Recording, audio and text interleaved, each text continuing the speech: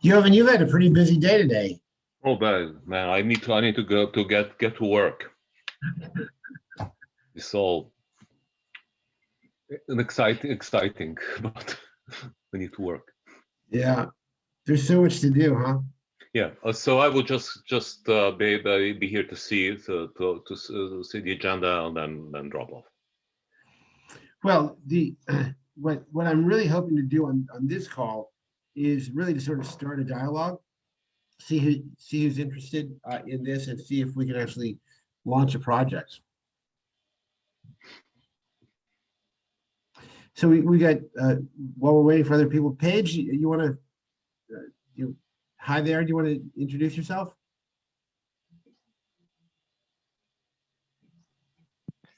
Hello. My name is Adam Page. I saw you guys is linked from my work actually, and I'm just here just to listen in. I'm part of a team that does software developing Oh, cool. for Zap Coin. Which coin? Zap. Excellent. I don't know much about Zapcoin, so I may ask you to fill me in here in a few minutes. Cool. And then where are you calling from, Adam? I'm actually calling from Palatine, Illinois. Gotcha. Jovan, we're about to start a chapter in Illinois, aren't we? Or I guess that's Ohio. Oh, well, Illinois, we have a chapter right now, two local chapters in Chicago and Springfield, but would now like to consolidate to create the state chapter for Illinois as well. Awesome. So state chapter that coordinates all local chapters and is basically the interface with the local government. Awesome. Yeah, we're in the process. Are you a member, Paige? It's Adam. Oh, Adam? no, I'm not. I'm not a member. I'm just observing right now. Adam, how do you sleep at night not being a member of GBA? Come join us. It's an interesting club. Trust us. Yeah, it's definitely interesting enough for me to be here. So yeah, I just want to like hear more about it. Sounds good. Oop. Oh, that's interesting. Zoom just sent me an announcement. That's crazy. Awesome. So we're waiting for a couple other folks to join in. We got Derek from South Africa. Derek, I love that picture is beautiful. Is that where you live? Yes, I took a picture outside. Yes. Wow.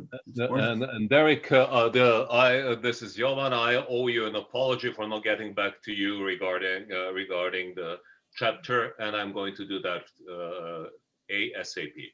No problem. Thanks, Jovan. Yeah. So we got South Africa, we got Illinois, we got Juan Cabrera from the UK. Evan, you want to say hi and introduce yourself? I'm generally just going to run around and basically do some introductions until about five or 10 minutes after, which is usually when everybody comes in.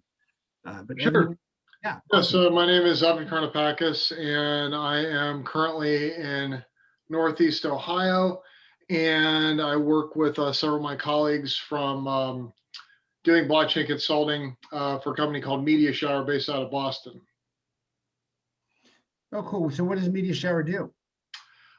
They basically focus on all aspects of, they originally started as a search engine optimization company, but then they pivoted towards blockchain, and they published Bitcoin Market Journal.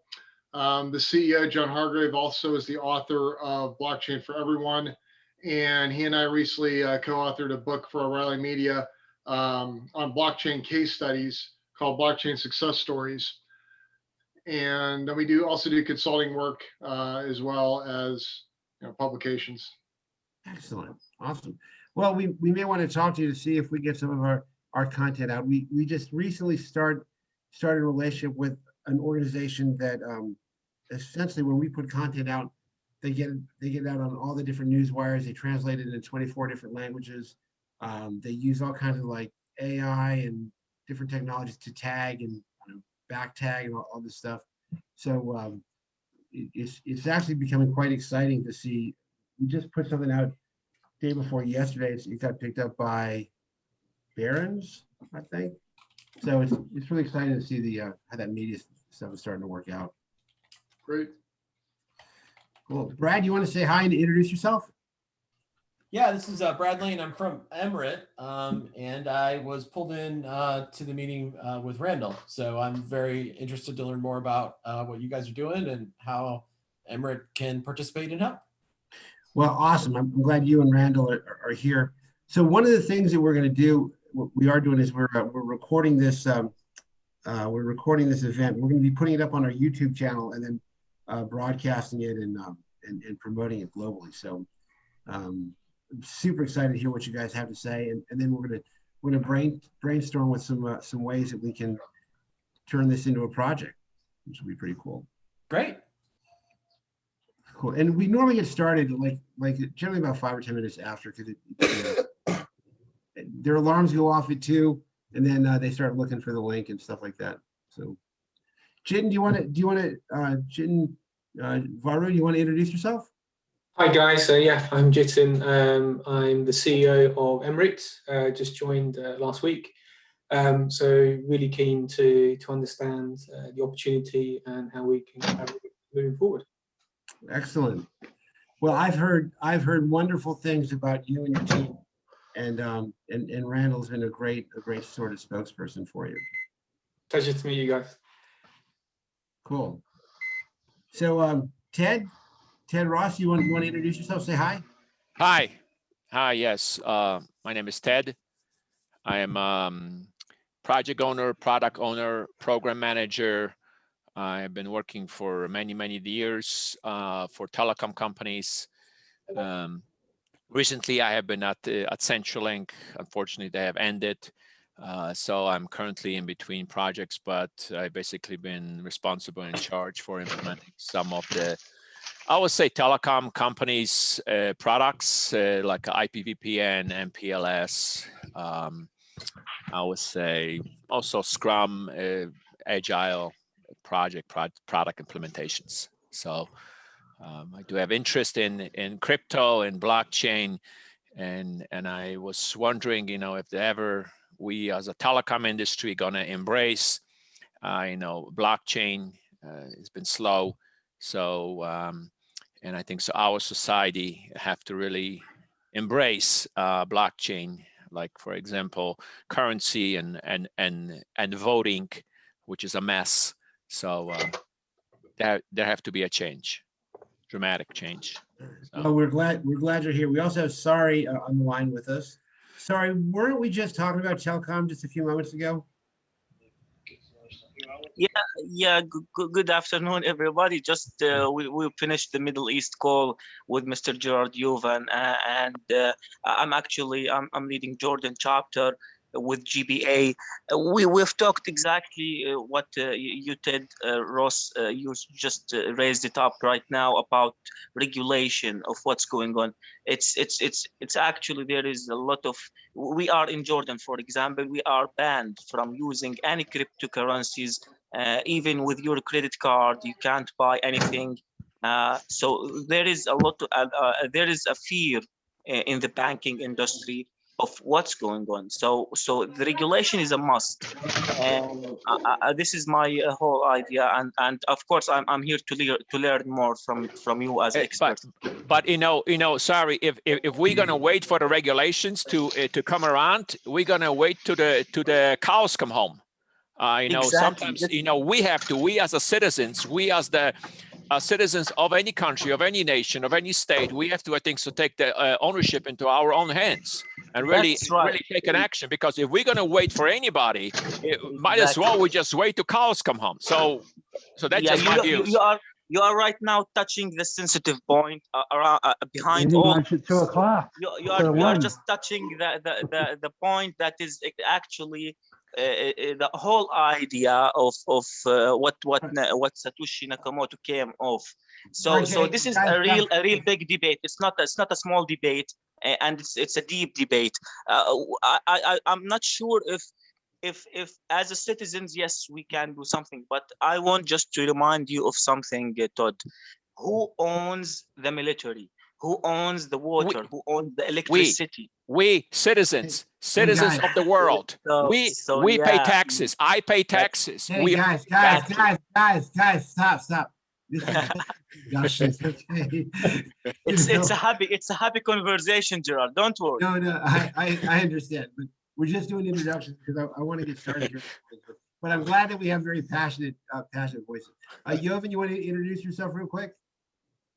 Yes, my name is Jovan Marjanovic. I work, well, I am a member of GBA, and I help Gerard with global development, which means membership and chapter operations.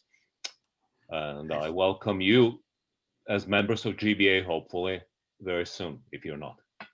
Excellent. We have a couple of things we can engage with you guys as professional members. You can or you can join GBA as organizational members. Your companies can join, in which case a number of your employees automatically become professional members, but also you get some benefits. In you can also be sponsors of chapters. Jovan, sponsors of working groups. An introduction, okay?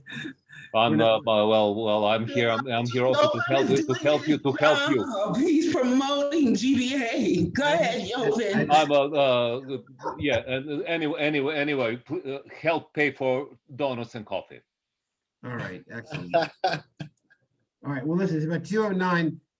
Does anybody else want to introduce themselves? Because I want to turn this thing over to Randall and Silvio and introduce our speakers. Anybody else want to introduce themselves before we get started? Okay, so I'm Juan Cabrera. I'm part of the GBA UK team. I put my details on the chat, so feel free to contact me. And I do want to say something about the UK team. They're closely connected with the UK Department for International Trade, and they're very heavily involved in getting investment and business essentially between the United States and the UK. And also one of his cohorts, Richard Hollowell, is has a channel to be able to sell technology into state and local government. So if, yeah, I'm precisely doing that with Richard. And in fact, I got a few of the tech. It was a recent event by DAT, and some of the finalists, I got them. I presented them for Richard to introduce in the UK. So it can be any tech solution that is solid. I'm very happy to get it through the team here in the UK for government. Yes. Yeah, so we've got several connections here on the call that actually can connect into different governments. So Sari is connected throughout the Middle East, and Juan through the GBA UK team. They actually lead our whole European effort. Randall is connected with Florida, so we've got a lot of great connections. So let me do this. Go ahead. Let me just add a little bit now that we're talking about. So this year we're concentrated on COP26. So all the green solutions have a very high demand, let's say, and also I'm involved with a smart city master developer. So literally building cities, and this will bring very interesting things for the GBA in a very near future. Yeah, that's really true. And then of course we're doing a lot of stuff with smart cities. With both the World Business Angel Investment Forum and some work that Silvio is connected with our folks there. So thank you, everybody. So my name is Gerard Daché. I'm the Executive Director of the Government Blockchain Association. And today we're going to talk about potential public-private partnerships and how the governments can actually take advantage of many of this new technologies that are coming out of blockchain and cryptocurrency. right? And so let me just sort of set the stage here a little bit. In 2018 or so, when the Satoshi white paper came out and people started mining Bitcoin, nobody thought when those coins were literally worth less than a penny that they would one day be worth over $40,000 like they are today. And this entire industry came up, this entire mining industry, right? And it's evolved a lot, right? So you could mine from your laptop at one point in time. Now, in order to be successful with mining Bitcoin, you really need to be an institutional miner or be part of a mining pool. People, as new coins have come out, people have then started moving to other types of coins to mine. And so there's a very, in the private sector, there's this very rich, robust ecosystem that's developing, right? Now, as we know, as a result of COVID-19, hey, Sam, as we know, as a result of COVID-19, the government's been printing money like crazy, right? In fact, I think that currently 40% of all currency in circulation today, US currency in circulation today, was actually created in the last 10 or 11 months. And the other problem that we see is governments can't control spending, right? So if we look at the debt here in the US or any of these industrialized countries, they can just print money, right? And that, I remember this scene from the Titanic, right? When the engineer said to the captain that the Titanic was going to sink, the captain said, "But the Titanic can't sink." And his response was, "She's made of iron, sir. I guarantee you she will, she can, and she will. It is a mathematical certainty," right? So we have this entire thing going on. Like prior to 2008, nobody really could imagine that the real estate market would crash, right? Because they had this paradigm that it was unsinkable, like the Titanic. And so a lot of folks now are looking at the current situation saying, gosh, what's happening? And more importantly, what are the kinds of things that can be done? What are the other types of things that governments can do besides traditional ways of collecting revenue? And if people start moving to peer-to-peer transactions, right? And so like for right now, Bitcoin transactions are what they refer to as pseudo-anonymous, right?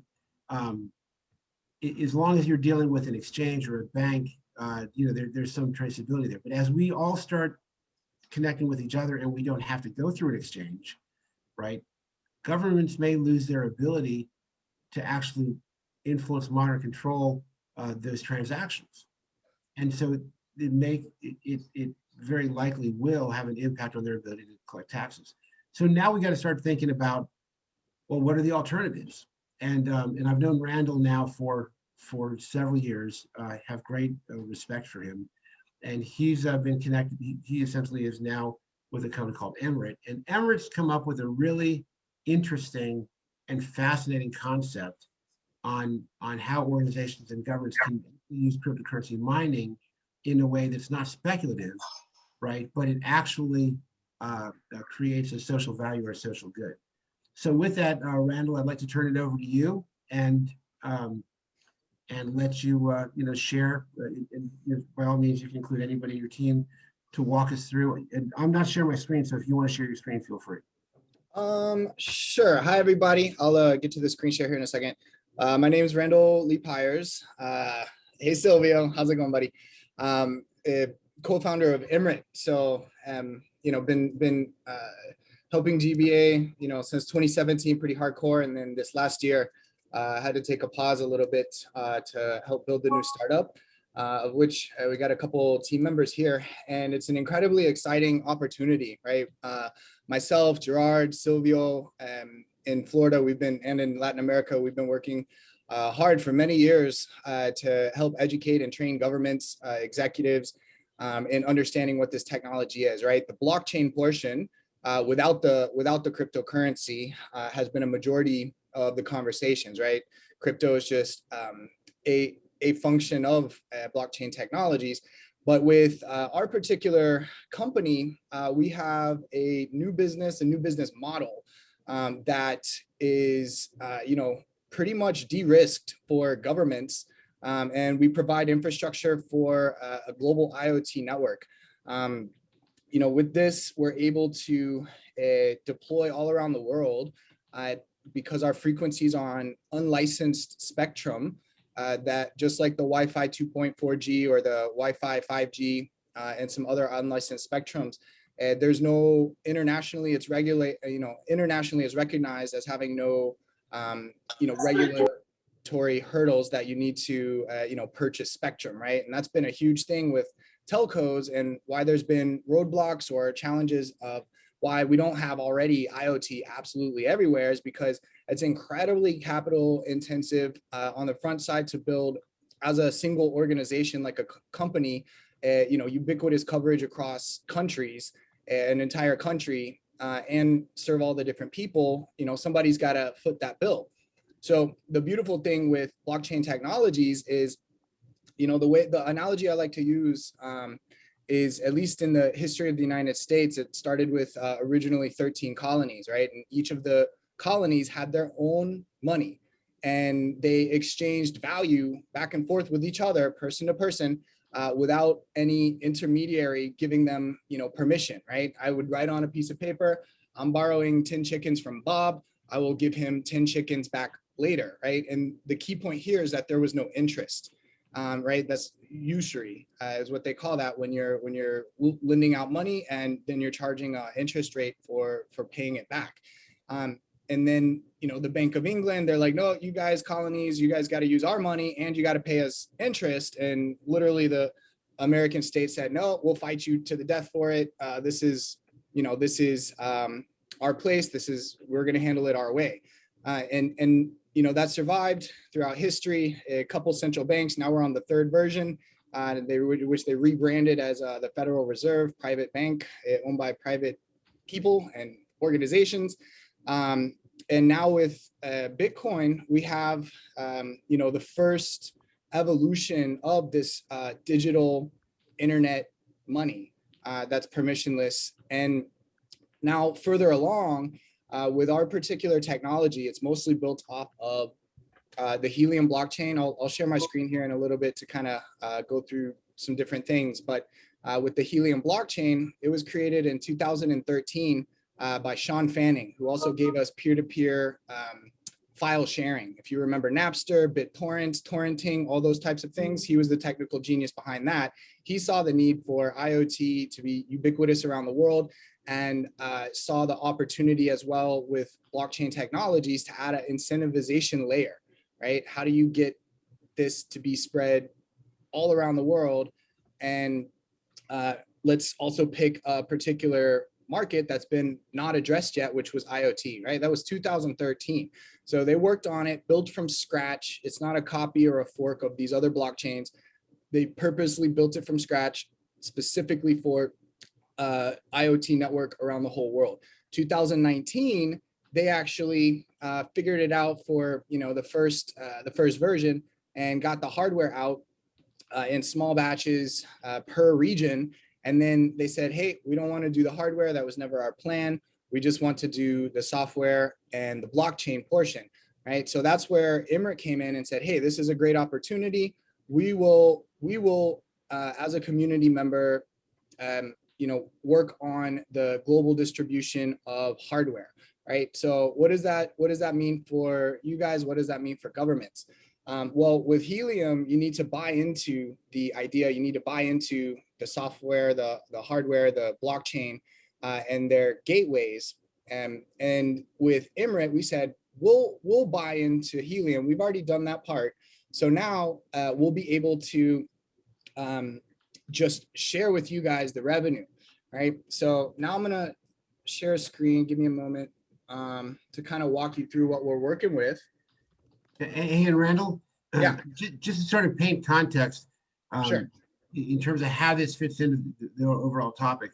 Sure. What these guys have done is they've created a system where anybody can essentially be mining their cryptocurrency, which supports the IoT network, right? And then that creates revenues for either the people or the organizations, right? So where EMRIT comes in, and one of the things that we're actually talking to a local county is about they can deploy these IoT devices, and Randall's going to explain what they are and how they work and stuff like that. And what that can do is it actually generate revenue for the county while at the same time supporting a lot of the infrastructure needs of the county. And so it's just a beautiful thing. So I just want to kind of put that out there as a general scope. Thank you, Gerard. Yeah, so I mean, in a nutshell, here's the one-liner. EMRIT provides you free infrastructure. Capital cost is ours.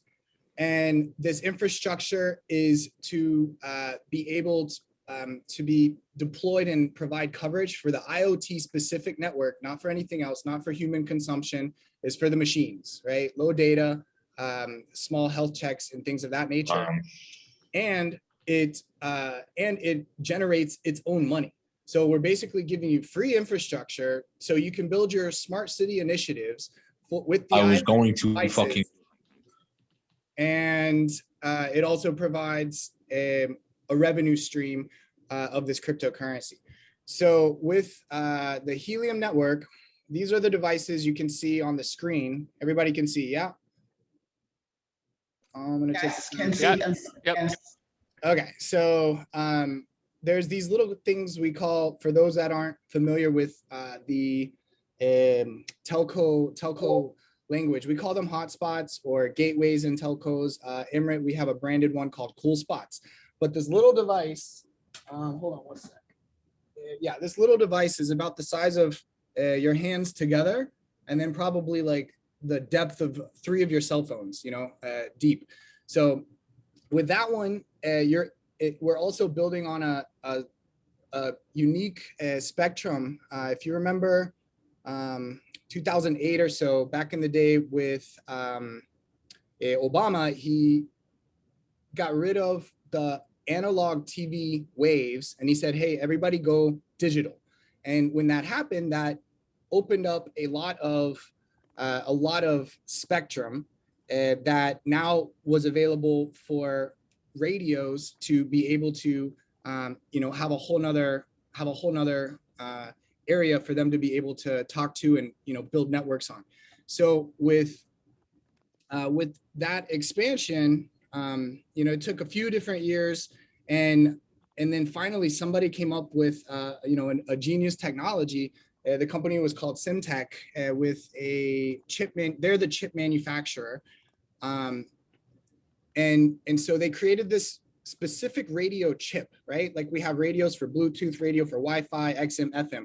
They created a whole nother radio chip that was specifically for low power and long range and small data. Small data meaning, kind of like a long text message, just giving health updates. Hey, I'm this temperature and, I've moved to this new GPS coordinates or something like that. So nothing like, videos or streaming or things like that, more just kind of like health check of devices.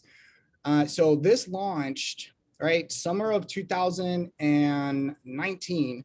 And now here we are a year and a half later, and we're close to 18,000 hotspots around the whole planet. And what we've been working on is trying to attract the opportunities with governments to be able to provide them this infrastructure, for free, and it makes them the tokens in the mining. So I'll get into that in a second, but here's an example of the coverage in Miami, which Silvio's down there, and we can talk a little bit more about some of the projects we've been trying to get going with the utilities down there, the city and the airport. Let me get into the money part real quick. So with the money, there's 2 parts to this. One is actually 3 parts. The first part is that it has already gone through SEC regulatory permission levels and been granted for their initial fundraising. So this token called a HNT, the Helium Network token, is a true utility token for usage on the network. What does that mean, usage on the network? Well, if you're an IoT device and you want to connect to one of these coverages, then you need to pay, just think of it as a toll as a toll road, right? This whole network with all these different hotspots are basically like digital toll bridges. And for the IoT sensors to, pass their information, then, they need to pay a toll fee. Well, you need these tokens to be able to do this data transfer on the network, and then they get burned, they get pulled out of the supply, the circulating supply, and then that's where you can purchase purchase the data credits with the HNT. So the data credits, they're like 1/100th of a penny to be able to transmit like 255 bits of information, which is plenty for the different sensors that are out there. So you can go to this website and just kind of see the different breakdown of the tokenomics and the distribution. So this is the SEC token, right? They have a special one called ST, helium security token. They get 35% of what is minted every month, right? This is what's important for the governments to be able to understand. Of the remaining 5 million tokens that are created each month, 65% of it goes to these two categories, right? What EMRIT provides is the hotspot infrastructure for free to the government, right? And then over time, let's see if they have it. Yeah, here you go. Over time, the network coverage is going to be less incentivized over 20. This is about 20 years here. You can kind of see this line in the middle where it's separate. So over this 20 years, this green, which is network coverage, the incentive goes down less and less, meaning, the early adopters, the ones that set up the infrastructure first, are getting, of course, rewarded the most in the beginning because of the risk that they're taking, right? Well, with EMRIT, we're taking on that risk. So you as government or your, you as government or your contacts in government don't need to take on that risk. And then over time, then the majority of the tokens then will go towards those that move the most data, right? So that's the network data transfer. So by the time we're here at this 20-year mark, right? We're in year 2 right now. And then 80% or so will go towards those infrastructure that is moving the most data. Well, the way we look at it is it's basically a encrypted data pipes, right? So from sensor to through our network coverage, everything's encrypted, right? So we don't see what's there. We're not data mining. Everything's encrypted from end to end, from sensor to the cloud, right? We're just providing the pipes, the encrypted pipes in the middle. The hardware is encrypted, the software is encrypted. There's chips for extra security.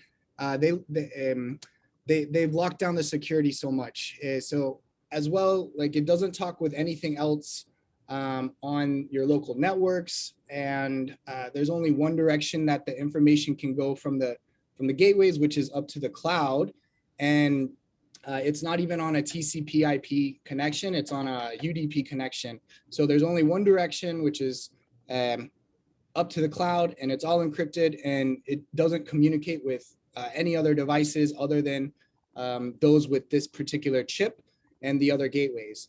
So I'll pause here. Actually, let me show you my company real quick. So that's the infrastructure and kind of the tokenomics.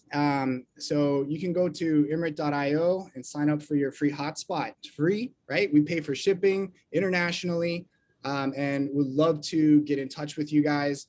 Anybody that's interested in getting our hotspot and our cool spot, and then helping to build the infrastructure down there. So I'm going to pause for questions, and then if then maybe we can I don't know. I'll pause for questions. So let me do this. Excellent. I'm going to let's hold questions, because here's what I want to do. I want to have Silvio talk a little bit about potentially what they're looking at doing in Florida with cryptocurrency and some of their treasury. Then I'm going to share a couple thoughts. Then I'll open it up for questions. And if you want to find out more about what EMRIT's doing And one of the things that Randall and I are talking about doing right now is we've identified a couple counties, and I've talked to folks there at the county. They're very interested in this, right, to generate revenue. So local governments around the country are looking at what's happening in the cryptocurrency space, not just Bitcoin, but a lot of the I'll call them altcoins, like the ones from Randall's to the HMT and stuff.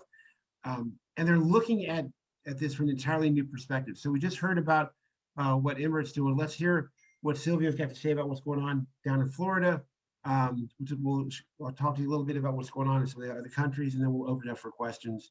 And then where I'd like to go is, can we come up with projects where we potentially can tie some of these things together to do something to benefit public entities. So Silvio, why don't you introduce yourself and then just share some opening thoughts.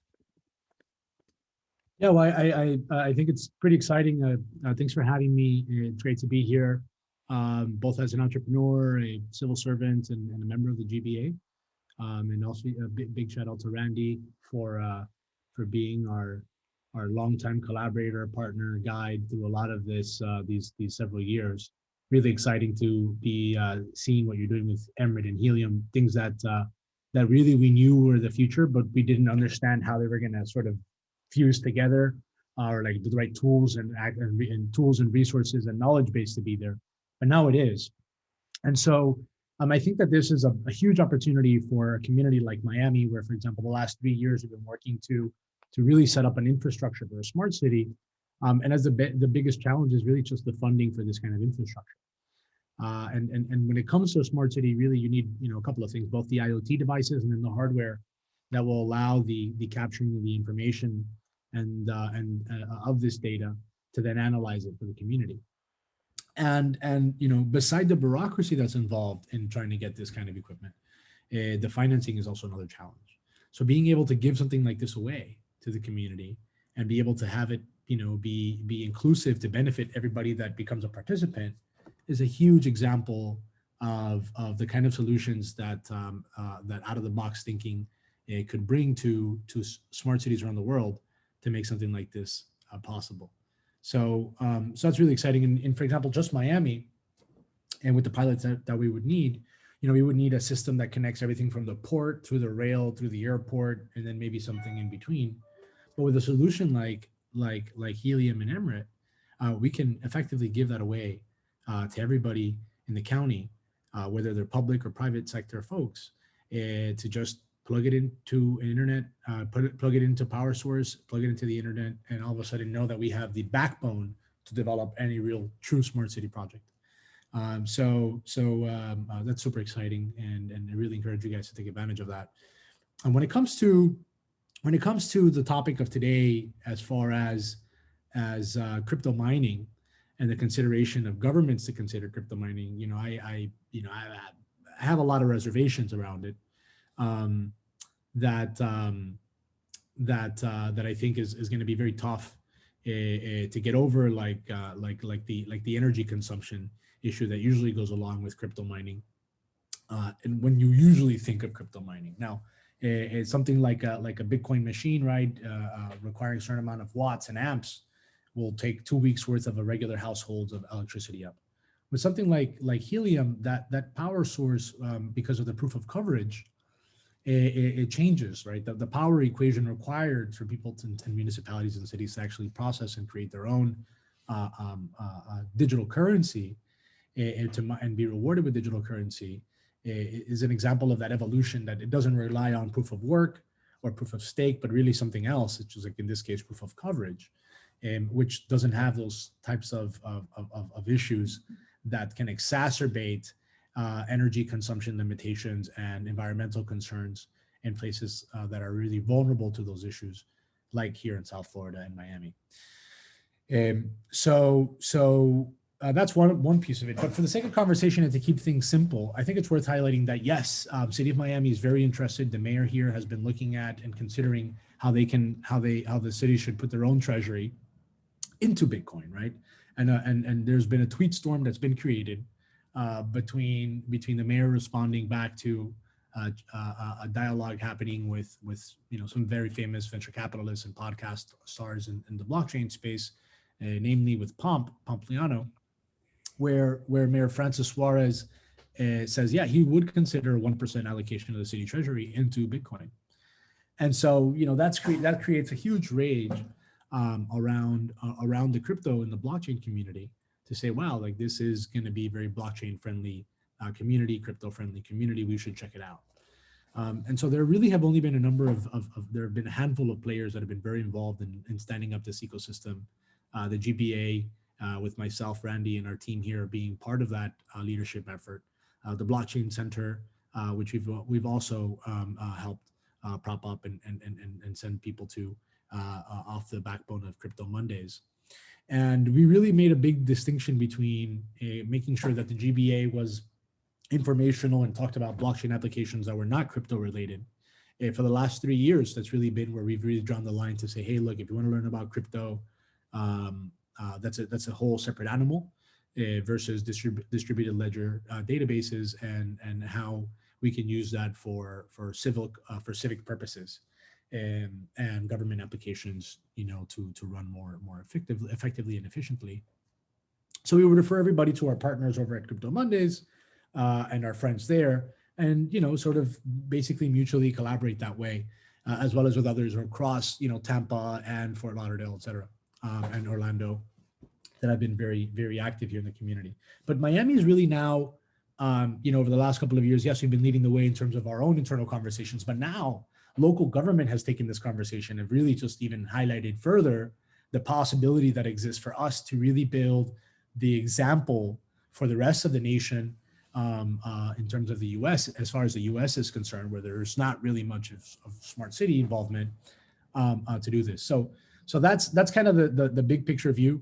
On the crypto mining as a way of, I think that there it does present a potential revenue source. In fact, tonight I'm going to be presenting at City Hall in the town of Miami Lakes on request of the mayor there, and so they are looking to pass an ordinance and a new law that would allow the town to accept crypto payments, right, or accept payments for taxes in the form of digital money.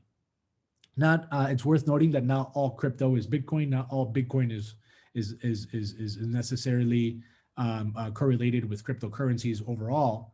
I would say Bitcoin is the main cryptocurrency, but digital currency overall, I would say beyond just cryptocurrency, we should talk about digital currency as a narrative. And the fact that 85% or more, GBA is very involved in this conversation. 85% or more of central banks are actively having conversations about central bank digital currencies.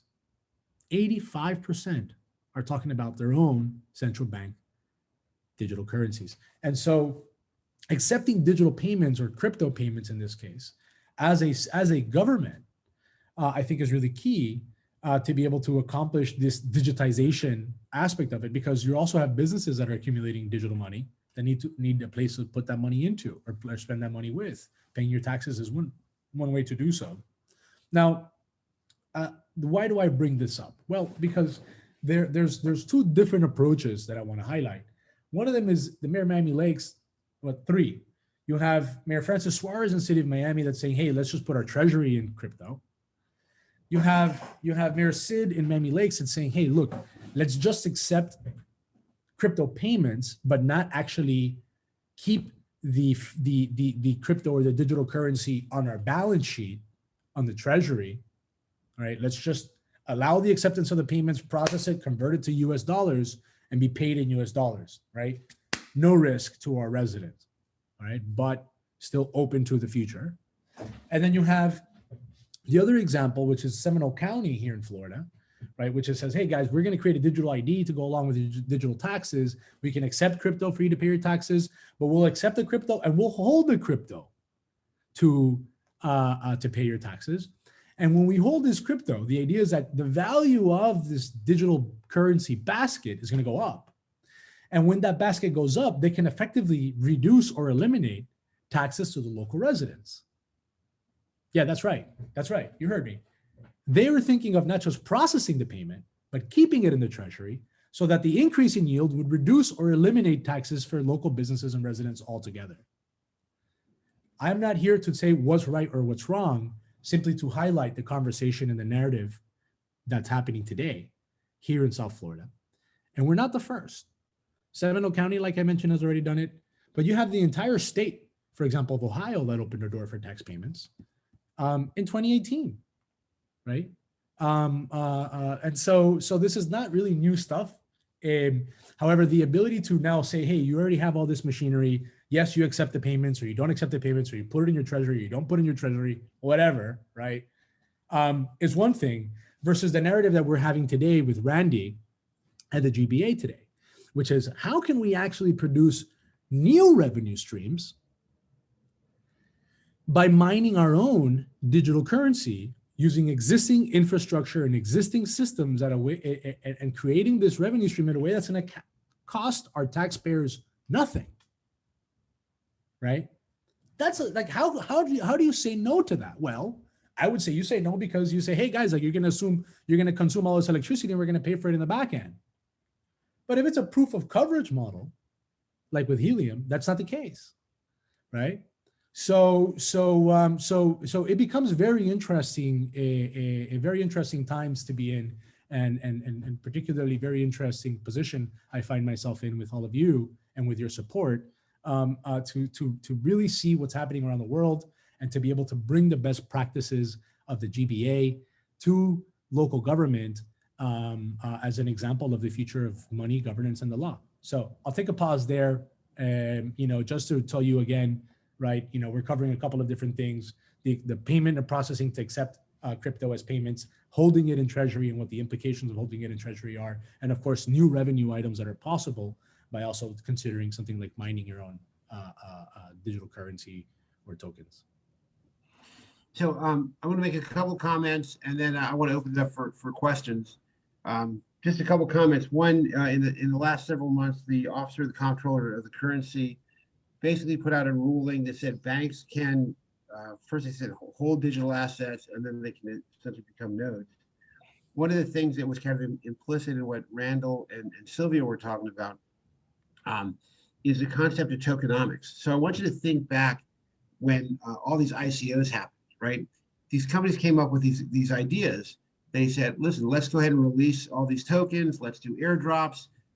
Let's burn tokens. But let's figure out what we can do to manipulate the price, right, so that we can make money. So these tokens initially will be worth zero, and then based on what we do, we give a utility, we do the airdrops, the value goes up, they appreciate, sort of like what Sylvia was talking about with government sort of holding on to the whatever the cryptocurrencies.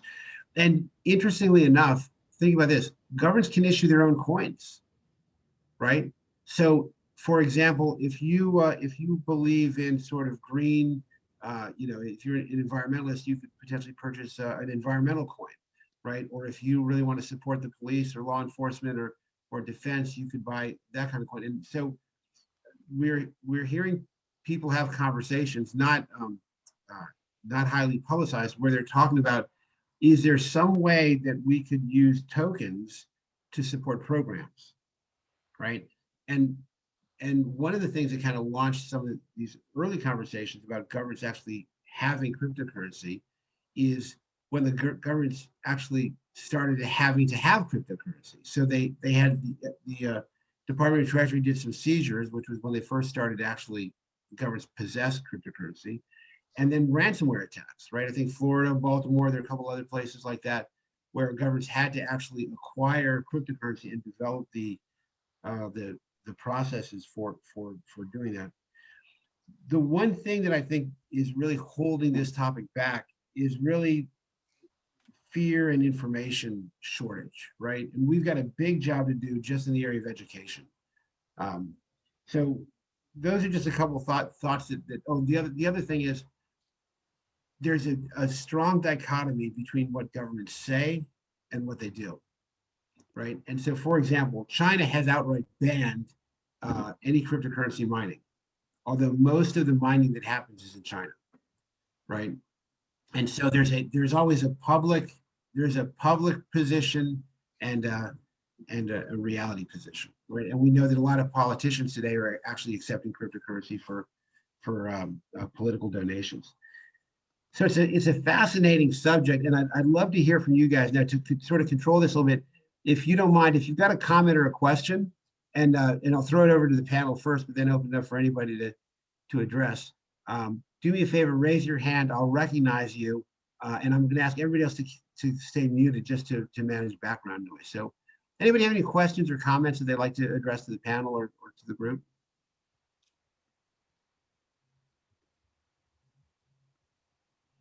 All right. Well, so Randall, would you do me a favor? Would you?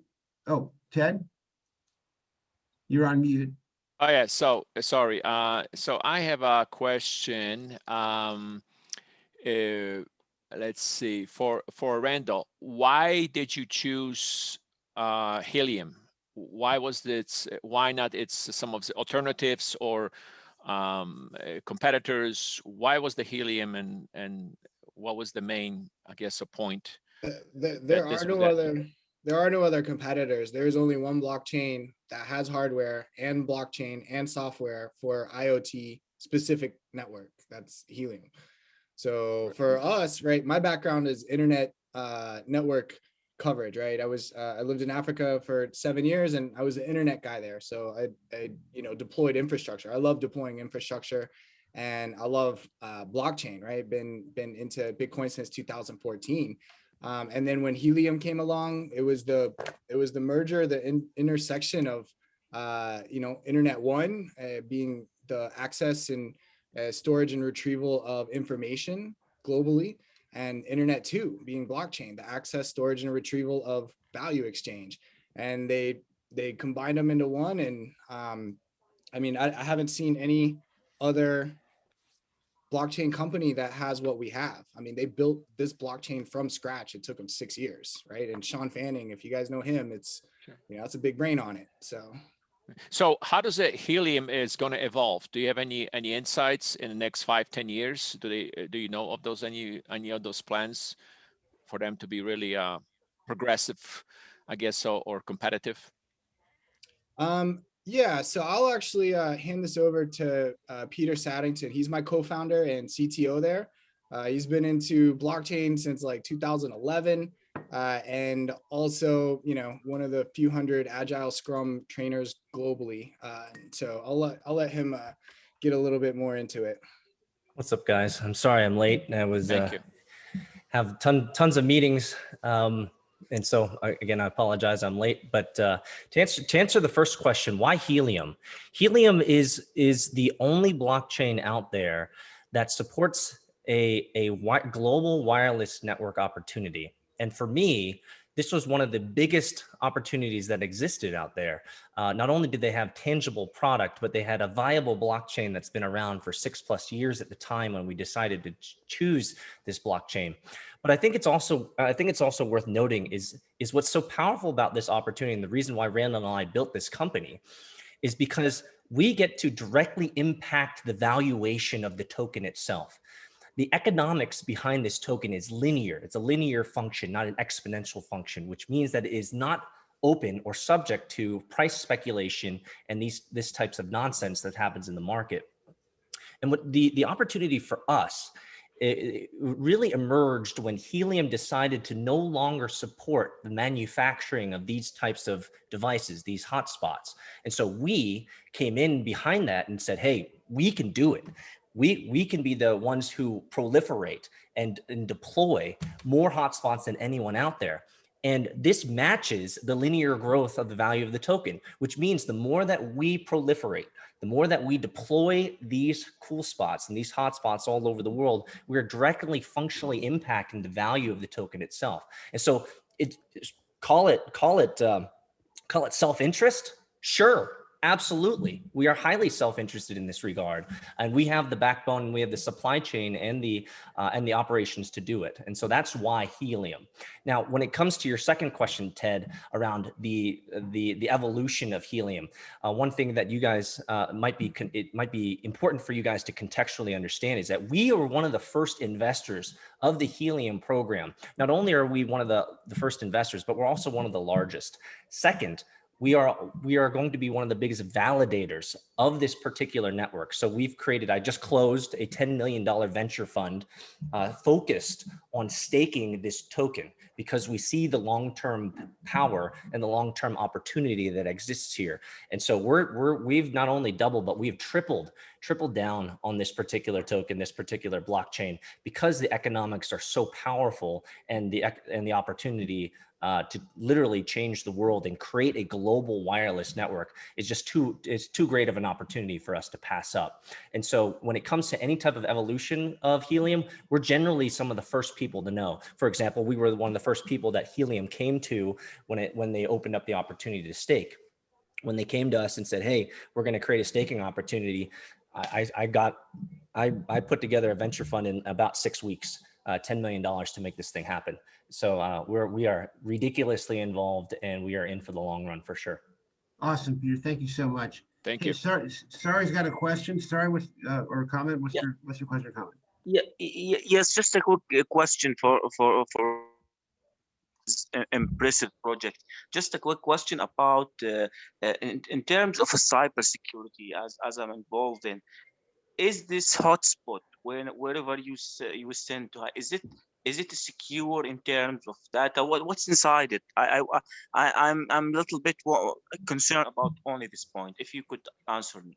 Great question. We get this question a lot, especially over in Europe, where there's a lot more concern about 5G, about radiation, GDPR, these types of things. Essentially, it's just a Raspberry Pi that's inside the device. So here's the device. It's essentially just a Raspberry Pi. So it's about as big as my face.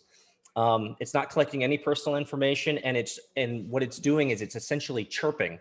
So it's trying to talk with other hotspots that are out there. So not a lot of bandwidth, essentially zero radiation, and there's no health issues, because it's using a long-fi, a very non-radiation centric type of signal. Yeah, Evan, go ahead. You're on mute, buddy. Yeah, unmute Evan. Or sometimes space bar works. Okay. I just want to add, for anyone who is interested in learning more about the origin story of Helium, with CEO Amir Halim and Sean Fanning, all the way up through the launch. I had mentioned I co-authored the book Blockchain Success Stories with John Hargrave. The very first chapter in our book is Helium. And the reason why we put it first is because of all the chapters in our book, all the case studies, we felt that Helium had the most best practices for blockchain business across any industry. So again, it's a really good origin story, great interviews with the founders, and I think it can give you some more insights into, it's my son, into the tokenomics, the Born-in-Men equilibrium. It's all in the book, and it's a great case study. Hey, Evan, why don't you put the link, is it on Amazon or something like that? Why don't you put a link to the book in the chat? And I'd also encourage anybody who wants, by all means, please, one thing I'm always curious about, where you're coming from, because we generally get people from all over the world, but feel free to put your contact information, anything in the chat to so you can promote your business and your projects and stuff. So Silvio, I got a question for you. You've been very involved in trying to set up a supply chain ecosystem there in South Florida, right? I'm curious about what are some of the challenges in dealing with government that you had, and does something like this, does that essentially help you overcome some challenges? And I'm just kind of, again, in dealing with public sector folks, what do you think about all this? I think it certainly helps overcome a lot of the objections, right? Because you don't need to go through the bureaucratic process of having someone approve a major infrastructure backbone. You also don't need to go through the financial status or process of figuring out how you're going to fund this. Just those two things can save years off of a process, which are really just the basic building blocks to build on top of. It's not even, that's just the chassis. that you need to build a car around. One of the challenges that I see in trying to get blockchain implemented in a government level tends to be their IT department, right? And so Randall or any of the guys from the EMRIT team, in dealing with, I don't know how many people, I don't know how much you've dealt with government folks yet. Have you had, what kind of conversations do you have with the sort of IT departments? Do you see any resistance? I'm guessing that they've got a lot of questions, a lot of fears, doubts, and concerns. How do you deal with integrating with IT departments, or do you even have to? Is it essentially because that's even better. If you don't have to deal with the IT departments, then you avoid all of the government, authority to operate and all of those requirements. What's going on in that area? Sure. So typically in talking with, IT directors, we have a city here outside of Atlanta called Roswell. And, talking with them over the years, or even state people, economic development groups, across all levels, city, county, state, there's a lot of it is the concerns are around security and uncertainty of new technologies. I mean, just even getting permission for a new regular device onto a government network, has a lot of security concerns, and especially with this being a new radio, new technology. I mean, it's, a decade old or 8 years old, somewhere close to that. Most people haven't even heard of it before. And then there's the security issues there, as well as then, needing the approval and pretty much getting the buy-in, right? You got to get everybody to buy into, okay, well, mostly it's education. Let me simply put it as that. It's education, and removing the FUD, the fear, uncertainty, and doubt around this, right?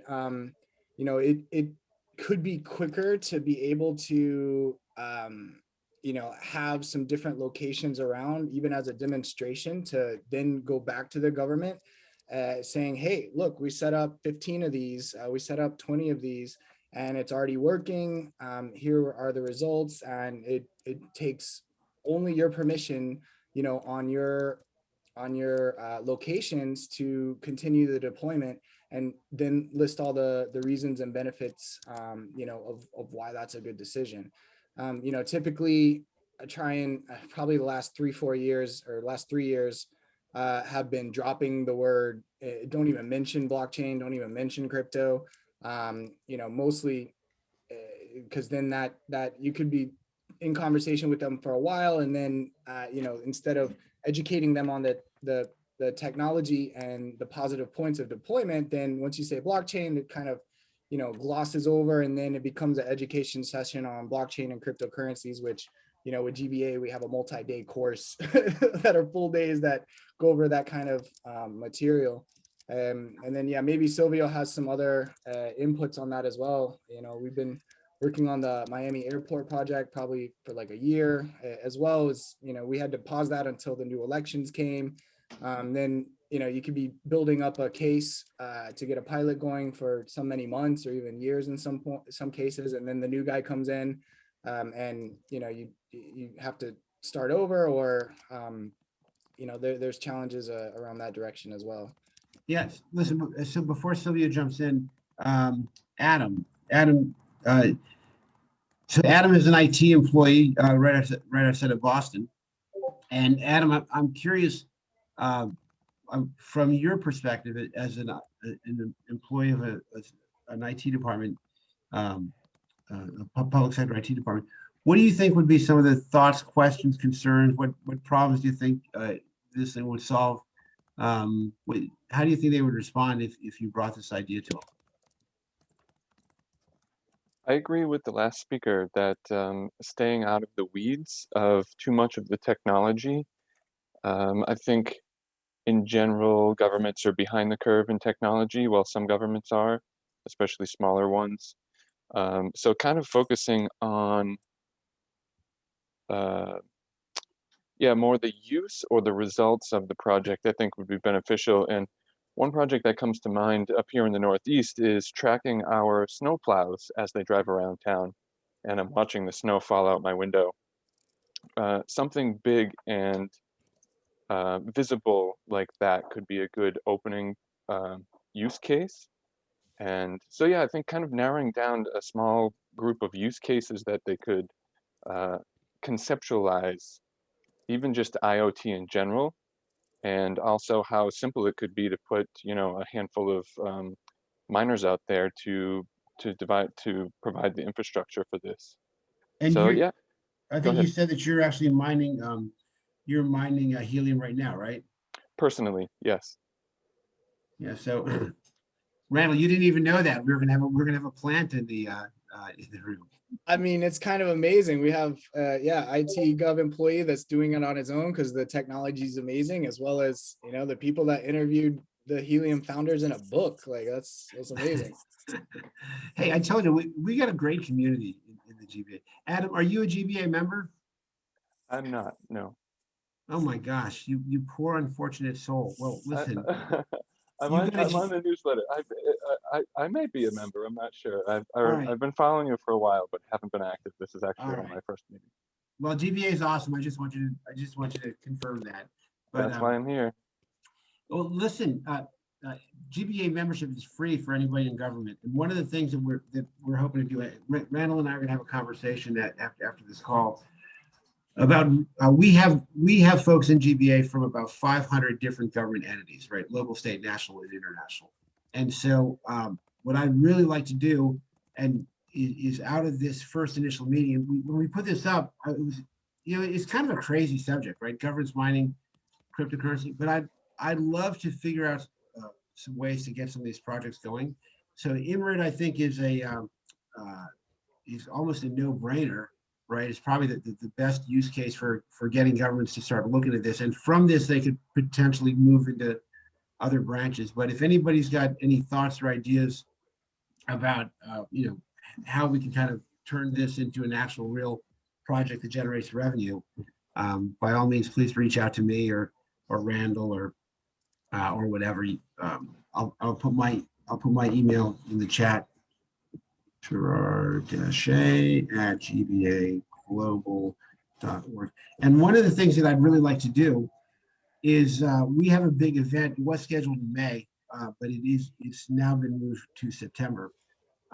We're going to be meeting in Washington. We'll have government leaders from around the world, from the UN, IMF, World Bank, all sorts of different countries, state, local, national, international, law enforcement, you know, just every public works, every aspect of government.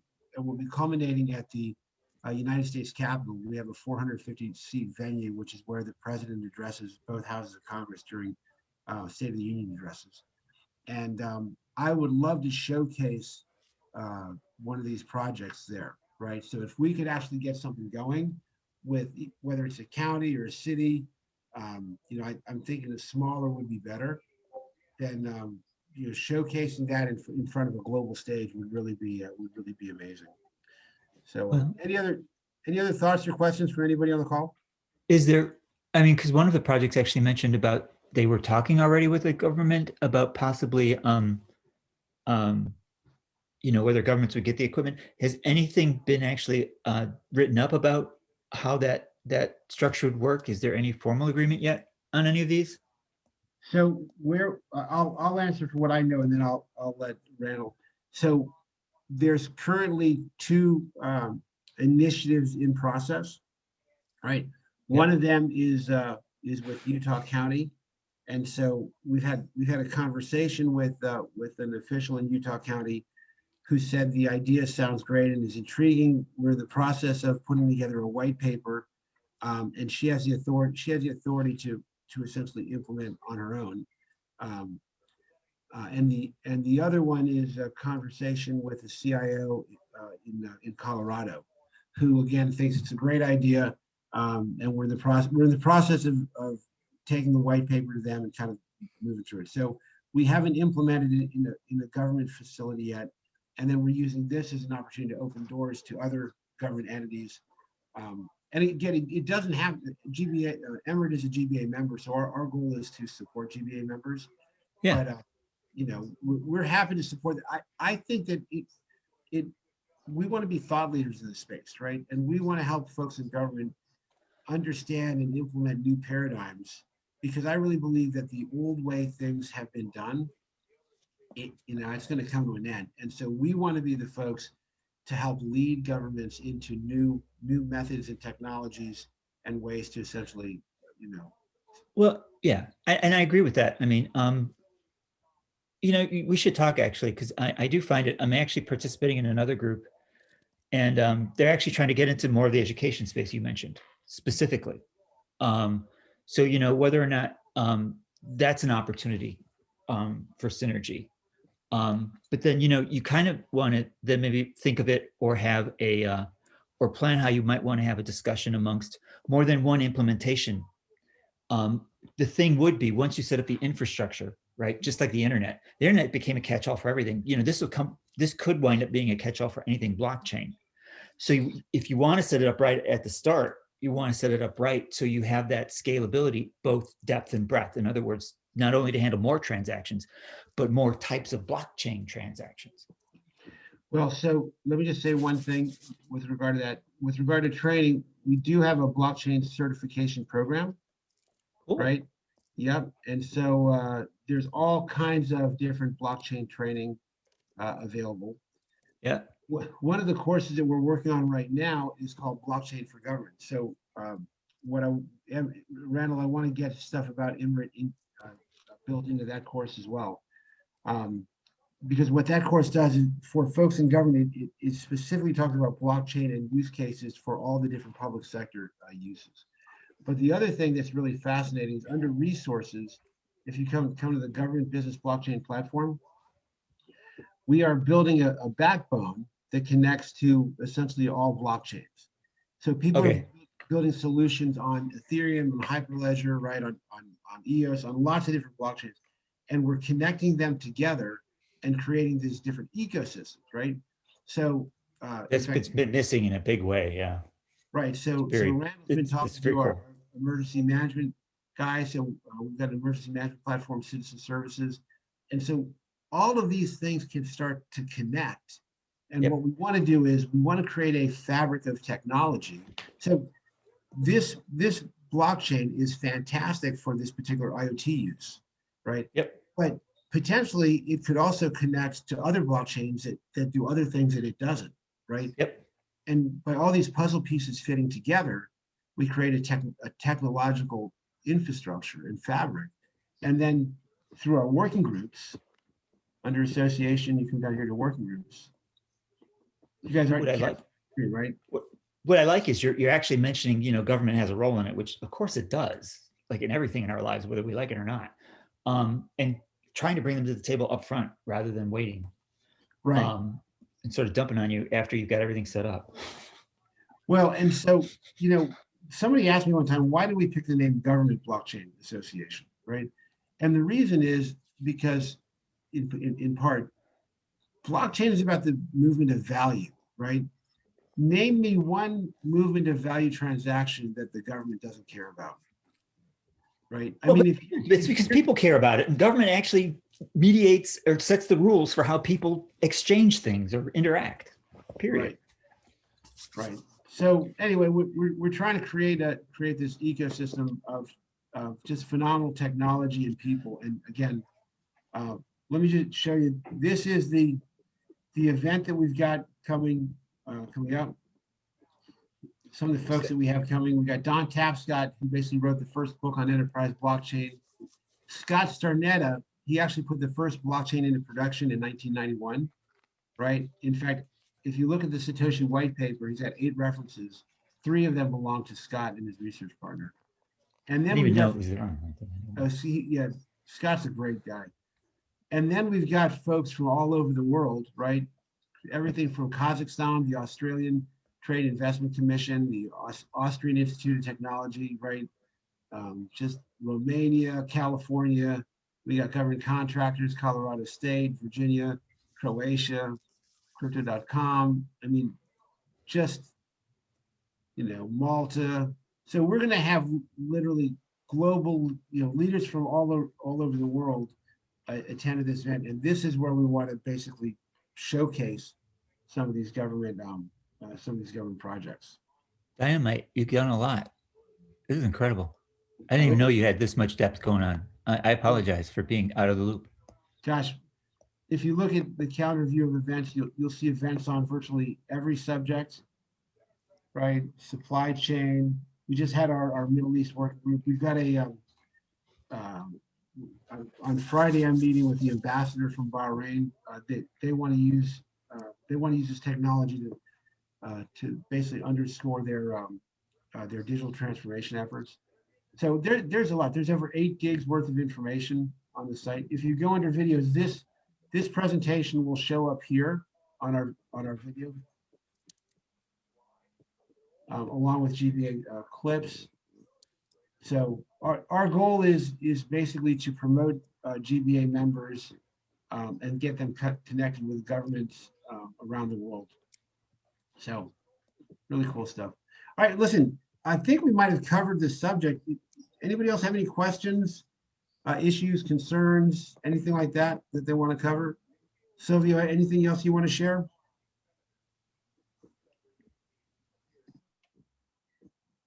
I'll make a quick kind of comment just to help people wrap their heads around the possibilities for government with the type of infrastructure that we provide for free, right? With Silvio, we were talking also the water utility management in case you have water leakage and you're directing a whole county. The cost savings there alone, and also the ability to go into locations that are hard or harsh, either one, for humans to go to, right? We mentioned the emergency response management. The types of places you could have our sensors with the network coverage, might be very dangerous for humans or really difficult to get to. So those are just some of the types of ideas that you can think about, as well as any kind of governmental properties.